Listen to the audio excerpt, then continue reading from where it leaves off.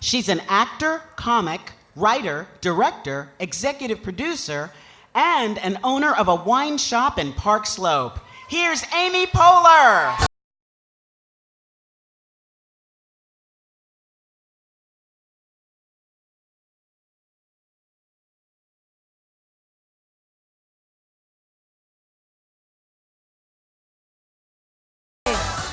How's everybody feeling tonight? All right. You know, I'm going to make this quick because me and the ladies from Russian Doll are also going to the BAFTAs, so... We're going to something before the BAFTAs. It's kind of this little cool thing that a few people are invited to. And then we're going to go to the party after the BAFTAs called the AFTAs. So, my plane's outside. I'm so sorry. I'm going to rush really fast through this. Okay. Good evening. My name is Amy Poehler, and I am here to present Paula Pell with the Herb Sargent Award for Comedy Excellence. And it is truly my privilege to be up here because I represent the hundreds of people who have worked with Paula and are deeply in love with her. So I stand before you representing all of them.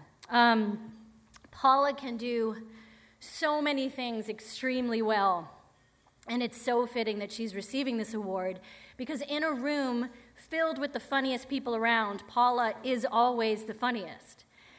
At SNL, many of the best writers and performers are often gathered, not to mention the hosts. And I'm talking Tom Brady, Al Sharpton, Lance Armstrong. Paula was funnier than all of them.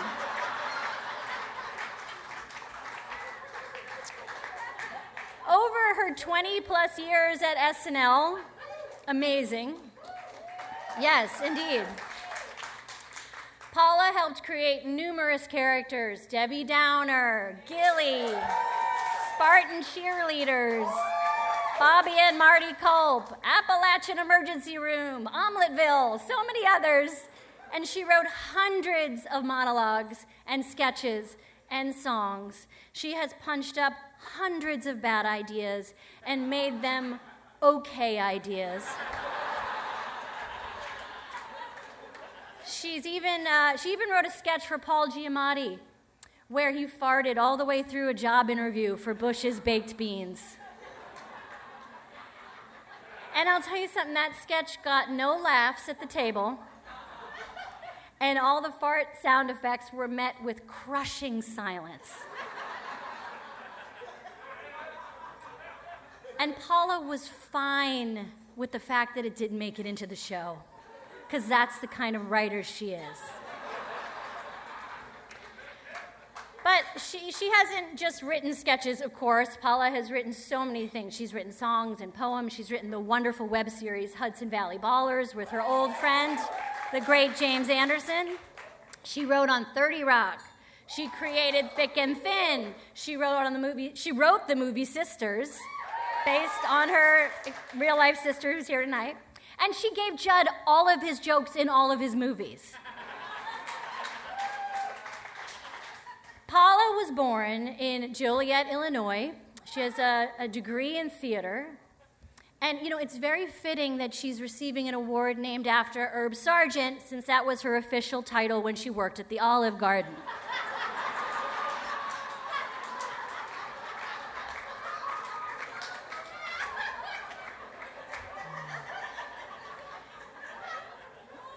Paula also worked at Disney in Orlando, and she played like a cranky teapot or a scolding aunt. I'm sorry, Paula, I don't know. I didn't do a very good job of listening when you would tell your Disney stories.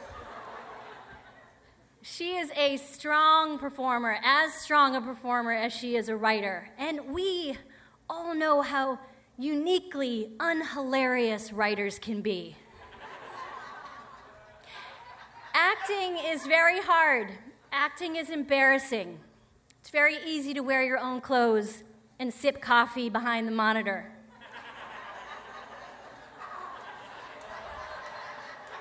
And wonder why things aren't going well. But Paula can do a silly walk. She can do a pratfall. Paula can stick 2 small oranges in her bra and then get very close to Lorne Michaels and ask him a bunch of nonsense questions. She can do a bit where she leaves the room and then comes back in a wig as someone else.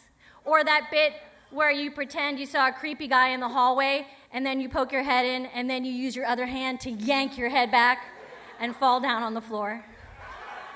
You know, the classic hilarious abduction bit that we all love?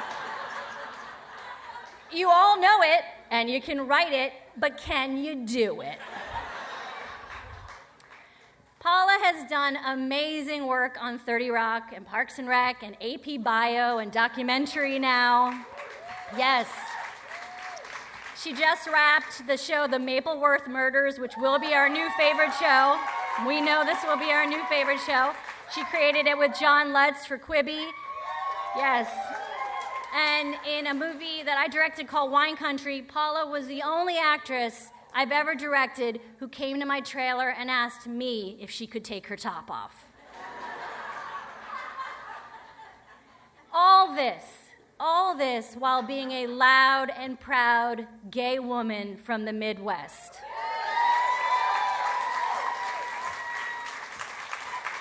Yes. Paula is a true advocate for LGBTQ causes. She works hard to represent different voices on screen. She lives her life as a thriving gay woman. And think about this. She is successful even though men knew she did not want to have sex with them. That's how good she is. The one exception, of course, being Alec Baldwin. Paula did let him pleasure her once under the SNL bleachers, but only because he was begging for it.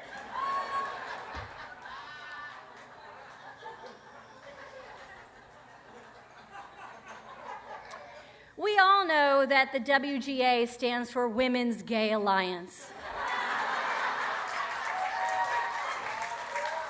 Oh, I'm sorry. I got that wrong. It stands for We're Gay Also. But young women, gay and straight, have an incredible model in Paula. She is always herself, and she encourages others to do the same.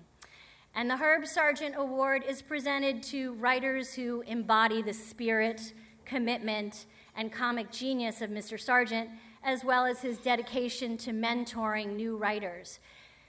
And more than 20 years ago, Paula met an at-risk youth from outside of Philly named Elizabeth Fay.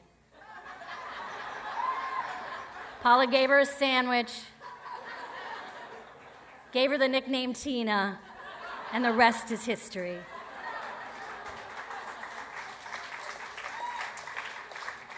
And since Paula is such a true mentor, Tina had the great idea of asking some up-and-coming writers to contribute some jokes to this speech. So, Paula, these are real jokes from your friends' children. Emily Spivey's 11-year-old son, Rowan, says, Paula has been in more SNL monologues than my dog has pooped. Maya Rudolph's daughter, Lucy, says, Paula has been in so many SNL monologues, the list is longer than Ariana Grande's hair extensions.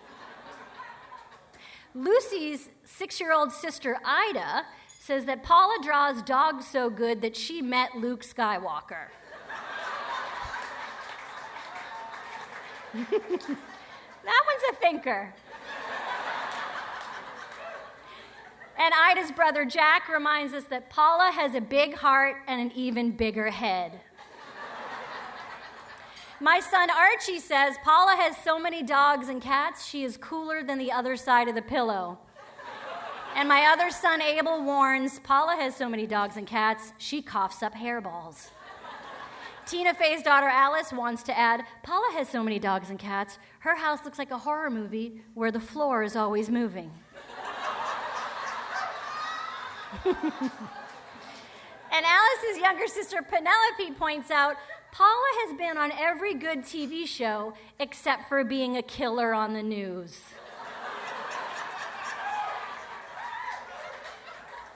Anna Gasteyer's son Ulysses makes the good argument, Paula played Nick Offerman's mother on Parks and Rec, but Nick Offerman is 49, so I guess Paula had him when she was 8. And lastly, Rachel Dratch's 9-year-old son Eli wanted to add, Paula is a fierce advocate of animal rights. Getting a lesbian vibe here.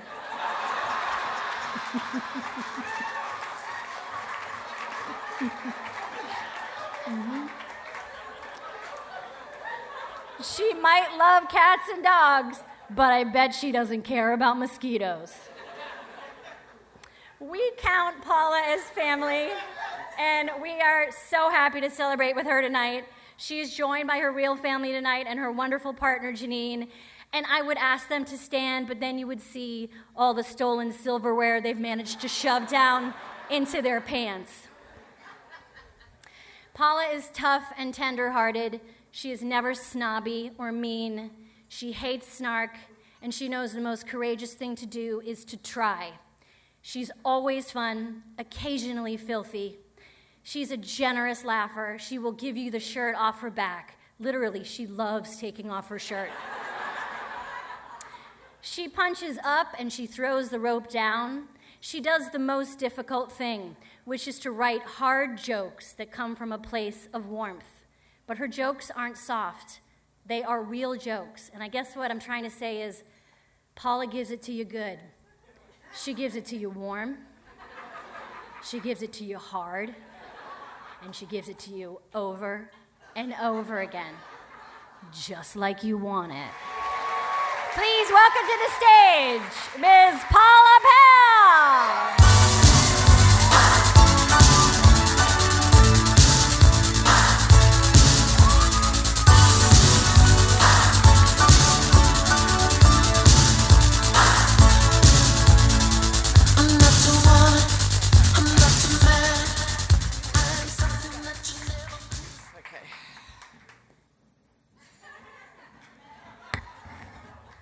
Put my glasses on as if I wasn't wearing them every minute since I was 12. Thank you, everyone. Thank you for hanging in this late hour. This has been a true crazy, surreal moment. As you can tell from my dress, I, like all of you writers, harbor a deep and shamey need for attention. I'm incredibly honored to be receiving the Herb Sargent Award from the Writers Guild of America East. And I thank my beloved union. I'm glad you're still old school enough to, yes. Thank you for paying for my boob job that I said was for a deviated septum. I'm glad you're old school enough still to take a bribe. I started low with them, too, and they just snatched it up like a beagle on lunch meat. This is a proud moment for me, and it's hard for me to be proud of myself. And I'm 56, and I'm starting to force myself, per my therapist's advice, to be proud of myself sometimes. Thank you. I've had a few other proud moments in my life. In the 90s, I lost 100 pounds, and I got into size 2 jeans for 9 days. I once nursed an entire litter of feral kittens until I acquired nipple rabies, and I had to switch to formula. My speech is a lot like everything I write. It's good at the beginning and end and kind of mushy in the middle. I'm so happy to have a career in writing, and I feel like a career in writing is like sex. If you work hard and you stick to it, you'll get there eventually. And if you're a man, you'll definitely get there. If you're a woman, you'll get close, and you might get there, and when you get there, if you do, you're like, what? This is amazing.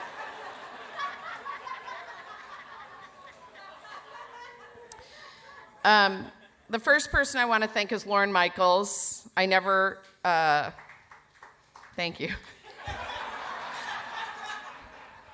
I never thought that I would be a writer. I was a little theater nerd. I got my theater degree, and he plucked me from the lucrative world of being a chubby, little, short, squat, white girl in the 90s as an actor. So, I was getting a lot of work.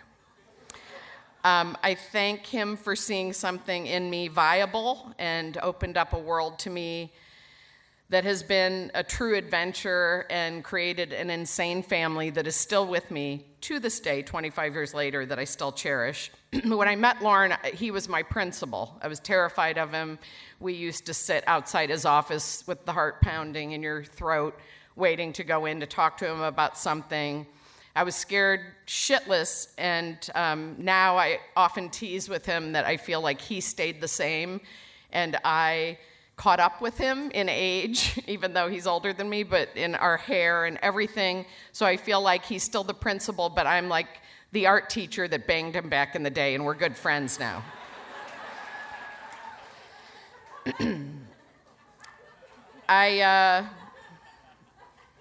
I thank all the priceless legends that I've been able to write for and with in this life and been able to put words in their mouths, their masterful mouths, because they always made it better and they always elevated everything.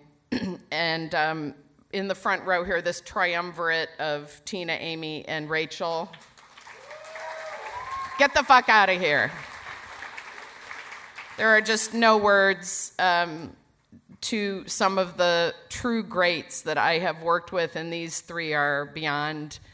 Maya Rudolph, Anna Gasteyer, Molly, Sherry O'Terry. And then the writers that I've spent hours and hours of endless, sleepless nights writing with. One of my friends, Mike Shoemaker at the show, the producer extraordinaire, used to call me yesterday's sweater because I was always the one there the next morning, still staying all night, and I had a stinky sweater on, so he called me yesterday's sweater. But I adore so many of my friends, some of which are here tonight, Cindy Caponera and Lori Nasso, John Lutz, who... John Lutz and I just created a show. He came up with an idea of a show where it's a parody of Murder, She Wrote, and I'm a gay Jessica Fletcher. And we just shot it, and yes, I'm topless in it, so. Download Quibi. I don't know if you download it or you have it injected in your neck. I don't know how technology works, guys.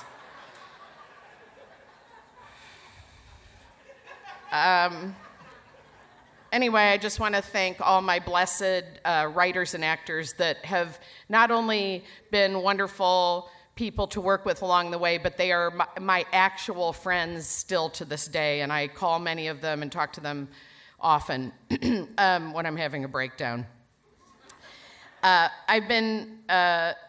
want to thank my family, who a large part of them are here tonight. I have been very blessed. My mom and dad and my sister are here. That's the entirety of my immediate family. And they're funny as shit. And I grew up with not only making them laugh, but laughing at them constantly. My father is truly a true wit and a word master. And my mother is so unintentionally and intentionally funny. She once said to me, watching someone on TV I shall not name, I wouldn't go out and take a shit in the yard with that hairdo.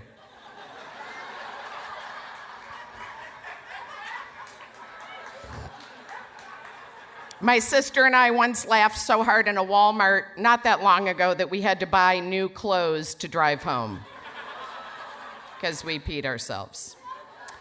I want to thank my parents especially and my sister for creating what I call a couch audience my whole childhood, where I tried out bits on them. I was I don't know if you picked that up, but I'm a real, full of bits, lots of props, and I used to do a bit called Commercial for Beagle-matic, and I would take our beagle and hold out his tail straight and crunch a bunch of potato chips on the floor, and then I would do a commercial for the vacuum. And I would just go like this and pick up and he would just voraciously eat all the chips. I want to thank my dear, dear friends that are here, Michelle and Lizzie, and they are just always there when I need them. I love creating with you and writing and laughing and crying with you. And I want to thank my beautiful Cuban-Icelandic fiance, Janine Brito. She is hilarious, kind, and exciting, and her entrance into my life has reminded me that no feeling is final. I did not write that line. It's a tattoo. It's from a beautiful poem. And she has reminded me that happy endings are real, and I am going to marry her this year.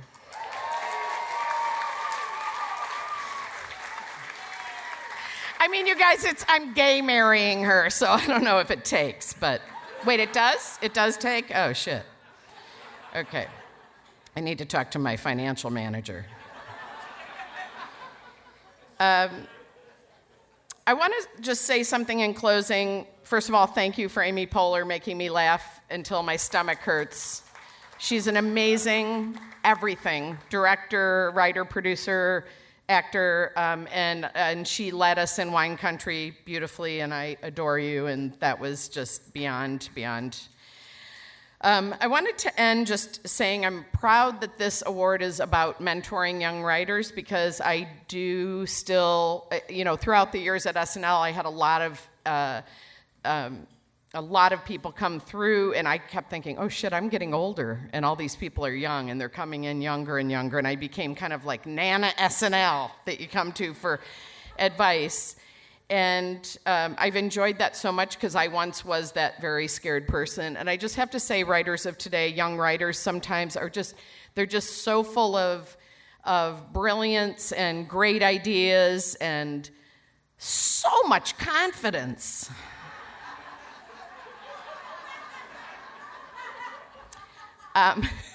It's actually something I admire. I tease about it, but just when we do give you notes, if the elders give you notes, just at least write them down. You don't have to use them. You can fold it up, you can pick your teeth with it, put your gum in it. I don't care, just while we're in the room. Oh, that might, you know what, that's a good direction to go in. I'm not fucking doing that. And,